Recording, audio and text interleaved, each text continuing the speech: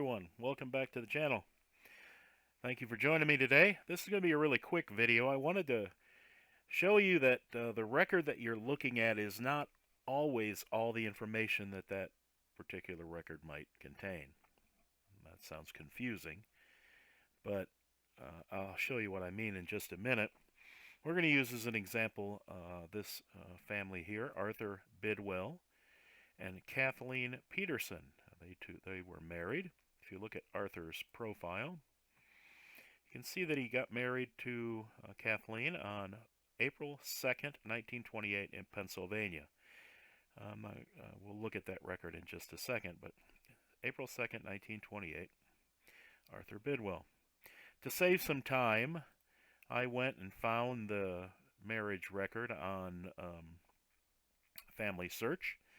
And if you're not sure exactly what Family Search is, you can watch one of my other videos on Family Search, and I'll be glad to show you what it is and how to use it. But I found the marriage record, April 2nd, 1928, Arthur Bidwell, Pennsylvania. These are his parents. But it says here the spouse's name is Kathleen Fiddler. Now we have Kathleen Peterson, but it says here Kathleen Fiddler. And these are her correct parents, Albert Peterson and Laura Pancost. So you can see that Albert Peterson was her father.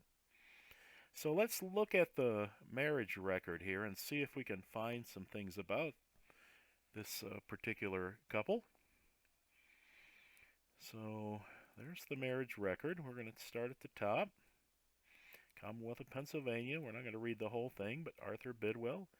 That looks like an A to me, not a B, but in the indexing here it has B, but I believe that is an A. Kathleen Fiddler, Arthur A. Bidwell, clearly an A there. Let's see, he's a mechanic, never been married before. A little bit of information about him and his family, his parents. I always like these old ones. Has he been an inmate of an asylum, or an indigenous person, or an indigent person? Is he under the influence of any intoxicating liquor or narcotic drug? And married Kathleen E. Fiddler. Let's scroll down. That's her correct birth date that I have on record. And she has once been married before. And the marriage was dissolved by divorce.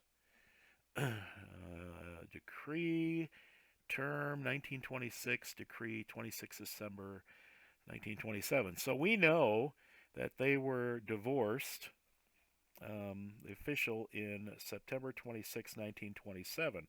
Her and whoever this Fiddler gentleman was. They were married for cruel, and I think that's short for barbarous treatment. So cruel and barbarous treatment. Now, ordinarily, when you're looking at a record like this, you'll get all the information that you can off of it, and then you'll click back, or you'll close this, and you go to the next record in the list.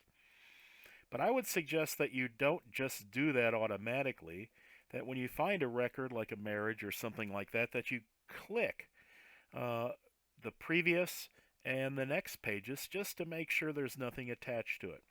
I talked about this in one of my other videos where we had a marriage record for someone who was a minor, and on the previous page there was the parental consent had been attached.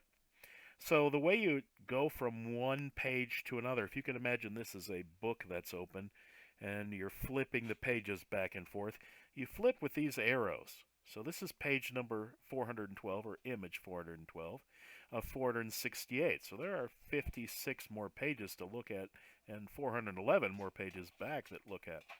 Let's go forward and see if there's anything to go with it. And it looks like a page, and this is for Arthur Mate. Okay, so that's someone different, so that's not what we're looking for. This is the page we're at, so let's just look and see if there's anything on the previous page. So on page 411, here's consent to the marriage of a child or ward, Albert Peterson. He's the father of Kathleen Fiddler, who's 20 years of age. I don't usually need to get a parental permission You would think if someone is 20, but in some states and back in some time periods, 21 was the age of consent, so they had to get a parent's permission. So here is the consent for Arthur Peterson to marry Arthur Bidwell, although it says Kathleen Fiddler here. Let's see if we can figure out why it says that. Let's see if there's another page before that that might give us some information. All right, so what is this? Commonwealth of Pennsylvania, Common Pleas Court, Kathleen Fiddler by her mother, and next friend Laura B.